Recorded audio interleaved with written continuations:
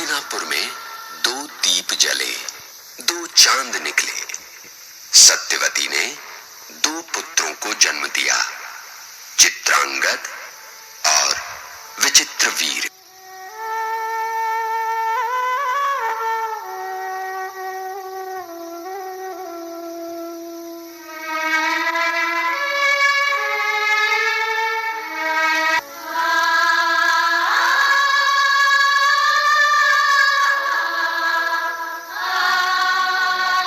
शंतनु के हृदय में छाया अंधकार इतना बढ़ा कि वो सारे राजमहल में छा गया।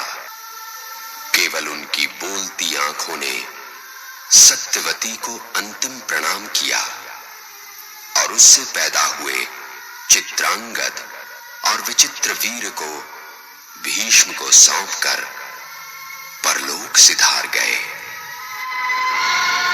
मृत्यु कामना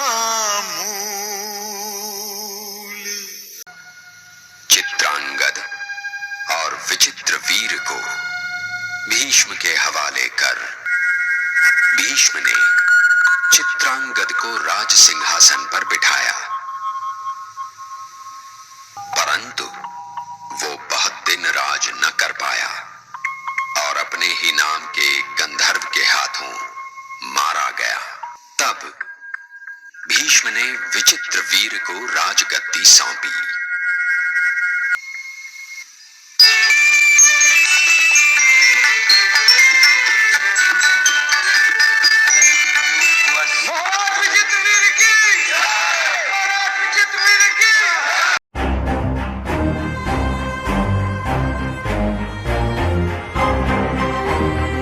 दोस्तों, महाभारत ग्रंथ के तीसरे एपिसोड में आज हम जानेंगे कि भीष्म पितामह के कितने भाई थे और वे कौन कौन थे। तो दोस्तों, इसी के साथ हम आगे की ओर बढ़ते हुए कहानी को आगे ले चलते हैं। सत्यवती चेदी राज वसु की पुत्री है और निषाद राज ने इसका पालन पोषण किया है। यह जानकर राजा शांतनु ने उसके साथ शास्त्रीय विधि से विवाह किया। कुछ समय पश्चात सत्यवती के गर्भ से शांतनु का बुद्धिमान पुत्र वीर चित्रांगद उत्पन्न हुआ, जो बड़ा ही पराक्रमी और समस्त पुरुषों में श्रेष्ठ था। इसके बाद महापराक्रमी और शक्तिशाली राजा शांतनु ने दूसरे पुत्र महान धनुर्धर विचित्रवीर को जन्म दिया। नरश्रेष्ठ विचित्रवीर अभी यौवन को प्राप्त भी नहीं हुए थे कि इधर बुद्धिमान महाराज शांतनु की मृत्यु हो गई। शांतनु के स्वर्गवासी हो जाने पर भीष्म ने सत्यवती के सहमति अनुसार शत्रुओं का दमन करने वाले वीर चित्रांगद को राज पर बैठाया। चित्रांगद अपने शौर्य के घमंड में आकर सब राजाओं का तिरस्कार करने लगे। वे किसी भी मनुष्य को अपने समान नहीं मानते थे।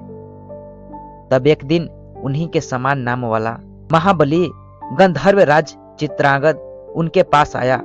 गंधर्व ने कहा, राजकुमार, तुम मेरे समान नाम धारण करते हो, अतः मुझे युद्ध का अवसर दो, और यदि यह न कर सको तो अपना नाम दूसरा रख लो। मैं तुमसे युद्ध करना चाहता हूँ। नाम की एकता के कारण ही मैं तुम्हारे निकट आया हूँ। मेरे नाम द्वारा व्यर्थ पुकारा जाने वाला मनुष्य मेरे सामने से सकुशल नहीं जा सकता। कुरुक्षेत्र में राजा चित्रांगद का भारी युद्ध हुआ। गंधर्व राजा और कुरुराज दोनों ही बड़े बलवान थे। उनमें सरस्वती नदी के तट पर 3 वर्षों तक युद्ध होता रहा। अस्त्र शस्त्रों की वर्षा से व्याप्त उस घमासान युद्ध में माया में बढ़े चढ़े हुए गंधर्व ने कुरुश्रेष्ठ वीर चित्रांगद का वध कर डाला। शत्रुओं का दमन करने वाले नरश्रेष्ठ चित्रांगद को मारकर युद्ध समाप्त करके वह गंधर्व स्वर्गलोक में चला गया। उस महान तेजस्वी चित्रांगद के मारे जाने पर शांतनु नंदन भीष्म ने उनके प्रेत कर्म करवाए। विचित्रवीर अभी बालक थे, युवावस्था में नहीं पहुंचे थे, तो भी महाबाहु भीष्म ने उन्हें कुरु देश के राज्य पर अभिषिक्त कर दिया। तब विचित्रवीर भीष्म की आज्ञा के अधीन रहकर अपने बाप दादों के राज्य का शासन करने लगे। शांतनु नंदन भीष्म धर्म एवं राजनीति आदि शास्त्रों में कुशल थे, अतः राजा विचित्रवीर धर्म पूर्वक उनका सम्मान करते थे और भीष्म जी इस अल्पवयस्क नरेश की सब प्रकार से रक्षा करते थे। धन्यवाद।